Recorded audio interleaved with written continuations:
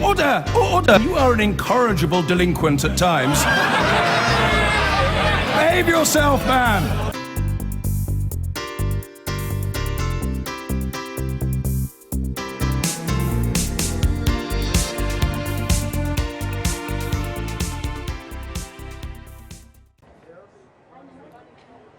Welcome back to Cleveland, Ohio. Now, it's not just in Britain and here in America that the voters are kicking over the traces.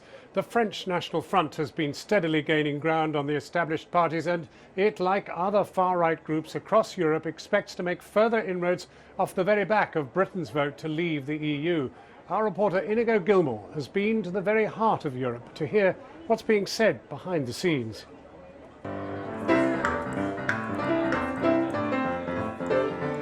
Are we really entering the end of days for Europe? I'd come to its democratic core, the parliaments that sit in Brussels and Strasbourg, and to meet some of the MEPs.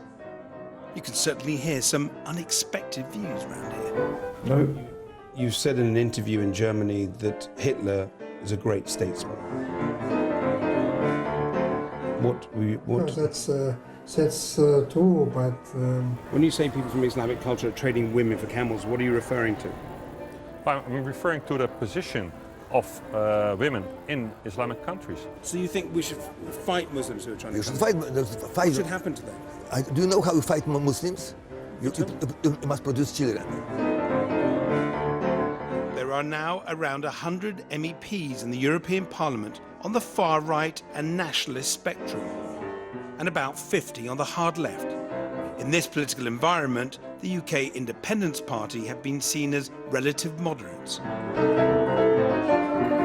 My first mission was to meet the UKIP MEPs, who were in jubilant mood. First up, Roger Helmer. Come in. Hello. You finally made it. Hello. Ah, good heavens. Nice to meet you. How are you? Good to see you. Good. At a late hour. So where do you want to be? Where's a good... Right here, it's great. Well, there's a woman I greatly admire, yes. I shall be very surprised if Theresa May does quite as well, but a pewter model of a Spitfire. Mr. Helmer has always been very friendly with the press. I wanted to put to him concerns that the Brexit vote has emboldened far-right European politicians. You clearly have an agenda. You're trying to push this story about... Well, you are. You're insisting on talking about the far right. I am telling you that there are people with serious reservations about European integration on the right, on the left, and in the centre, right across the spectrum. So to talk constantly about the far right, frankly, you're trying to hang something on us that we don't want hung. I'm not trying to hang on we are not. I just think it's important that people... Let me get a word in edgeways. We are not trying to embolden anyone. If the result of Brexit in Britain is that other movements seeking freedom and self-determination are encouraged across Europe, then we will be very happy about that. Even if they have unpalatable views. Well, we can't help what views other people have. We are concerned about Britain and British freedom and determination, self-determination. We are working for that. Other people have other views, but I'm not responsible for them. The European Parliament took a big Eurosceptic swing in 2014. In today's Parliament, disparate parties, some of them on the fringes, team up with others to form bigger multinational alliances. In this way, they get more money and power. This is a publication from our party. In another part of the Parliament, I came to meet Udo Voigt. Who's that? What's that picture? Terrorist. He's from the extreme right NPD party. What do you feel about it? In Germany, where Holocaust denial is a crime, he was investigated by police for praising Hitler. A political nobody in Germany, the EU has given him an opportunity to air and share his views. He told me the Brexit victory was a cause for celebration. What was your reaction? My reaction was, and I heard it in the morning, to drink a champagne during my breakfast. Usually I don't do this, and I have a very good feeling about the situation that we are able to destroy this kind of Europe. So it's helped you think? It's helped the far right, the Brexit? It will help the far right in whole Europe, yes, of course. And so it's a victory, Brexit is a victory for the far right? It's a victory for the far right, that's true. The idea of a united Europe was born from the flames and ashes of the Second World War, in which at least 50 million Europeans died.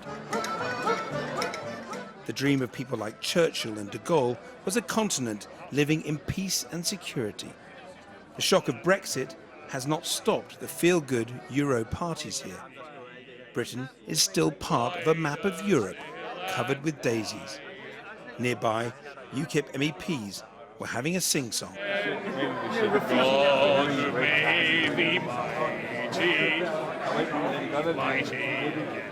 The Queen. Well, I didn't think you have to accept this. Back in the Parliament, however, there are politicians who still believe in the idea of Europe at war. I don't want peace. I want normality. And normality is that sometimes there are wars. It's a normal condition. Among the party's MEPs is Bruno Gollnisch, a high-level academic who used to teach at Lyon University. In 2004, he courted controversy when he said historians should be able to discuss the Holocaust death toll. Nigel Farage, is he a kind of heroic figure among you? Well, he's a very talentuous politician. In a way, I regret that we could not have deeper contacts, exchanges. I had some talks with him. How does it boost it? Can you explain how it... Psychologically. Le peuple britannique vient, lui, de commettre le sacrilège ultime. Others too are feeling inspired by Brexit. Cast your eyes to the left of Marine Le Pen, and the man laughing is Marcel de Graaf. He's from the Dutch far-right Party for Freedom. And we were inspired by Nigel in his... You were inspired by Nigel? Yeah, I think I can say that, yeah. So your UKIP colleagues here gave you encouragement that you should push on? Yes, of course. Not to control our national borders, to keep people from Islamic countries out. Because Islamization means, and that's our position, to import a culture which is backward. So do you see that Christian countries and Christian culture is superior? Yes, absolutely. Can you explain what you mean by that? Yeah, because we have a culture that is based on compassion. We only make it last for Nigel. We only want what's best for him. Inigo Gilmore from Channel 4 News. Hello, how you doing? How are you? I'm all right, everyone. Are you having a celebration tonight? My life's been a celebration. Right now in the European Parliament, Nigel Farage is king of the levers. He dismisses the names he has been called. So let's just recap some of this. A neo-Nazi, extremist, inciting hatred. That's all right, that's fine. But saying to them, well, of course, none of you have ever had a proper job in your lives. But was that fair? You're right, of course it was. Have you met any of these people? Nigel Farage may have stepped down as leader, but his next moves could spell trouble for Europe. He's talking of a Europe-wide push to spread the Brexit word. EU leaders dismiss him at their peril. It's all happening. What are they telling you? What have they been saying to you? It's all happening. And, can you give me an example? The further north in Europe you go, the more excited they are about it. And you know, I think. What have they said to you since Brexit? Have they? Well, they are. Is it Swedish or who is wildly encouraged. So yeah, I think Denmark and Dexit, and the Netherlands and Nexit, and Sweden and maybe Sexit. You know, I think people are excited by it. Have you had direct discussions? Of course I have. Yes. Of course I have. What are they telling you? And one of the things I've said is that as part of my winding down process, if I can here work with other movements that want to get those referendums, then so be it. We only make it last for Nigel. So this is where we are in Europe 2016 as the United Kingdom contemplates Brexit. I popped back to see UKIP's Roger Helmer. Can this be Channel 4? Roger, how are you?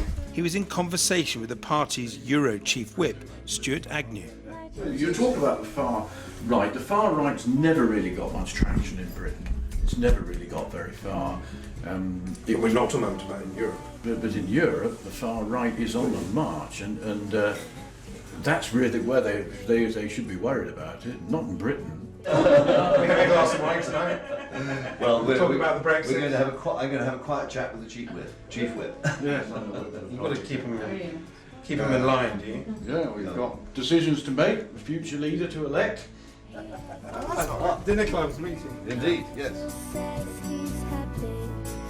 He must be happy. After all the fire and fury of the referendum campaign, seeing these two Brexiteers enjoying their wine in the softening sunset, you could easily mistake them for devoted Europhiles. Brussels is, there's more going on near the Parliament. You don't have to walk far, and there are bars and restaurants on middle class Luxembourg. But it's very nice to come down to Strasbourg. Oh, do you have any olive oil? Yes. And a little dish round bowl? Yep. I suppose we're supposed to put the rillette on the bread. Nigel is happy with his work. Inigo Gilmore reporting, well, Nigel Farage is not one to sit on his laurels, and he's now here in Cleveland. I caught up with him a little earlier and I asked him if Donald Trump is his soulmate. No, I mean, a lot of people try and draw comparisons, and yeah, you know, I've pushed the boundaries of debate within the United Kingdom, and at times, in a way, that perhaps has made the establishment feel uncomfortable. But you, for example, saw last night's speech from Chris Christie, the governor of New Jersey, and, you know, the roar went up over Hillary Clinton. Lock her up, lock her up, lock her up. I mean, and that was quite an uncomfortable... It's some of this is almost insightful, isn't it? I mean, I did say a few months ago, I was a bit uncomfortable when Donald Trump appeared to say that if there were protesters in the audience and if his own supporters roughed them up a bit, that was somehow acceptable and decent. No, there are elements of this that do make me feel uncomfortable. Perhaps what it goes to show is that whilst we share a language, we are two very different nations. What about the comparisons between those who supported Brexit in Britain and those who support Trump here? Do you see commonalities? I do. Now, that is altogether more interesting. I think that at the end of the day, why did Brexit succeed? Well, it was because we managed to engage a group of people who have not voted for 20 years, or in some cases have never voted in their lives, who connected with the arguments and who thought going out to vote might just make a difference, might just change things, and it did. So, I mean, I suppose my message here is that if you can engage the ordinary people, engage the little people, anything is possible. Here, the average age in that convention hall is somewhere between 55 and 65.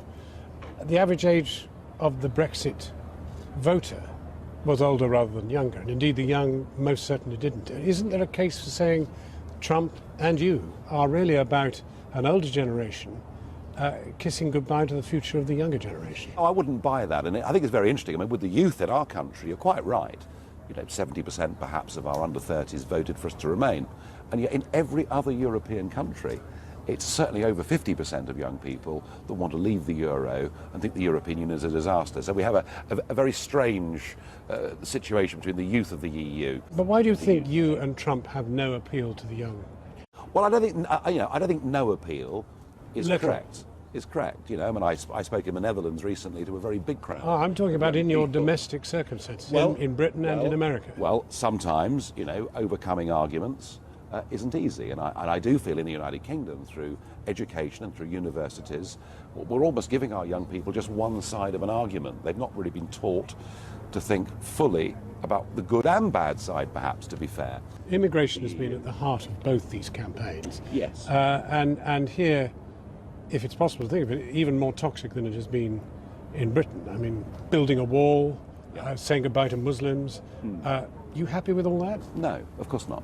Of course I'm not. You know, I mean, I've argued that I want the United Kingdom to have a good, sensible, positive immigration policy where we control the numbers.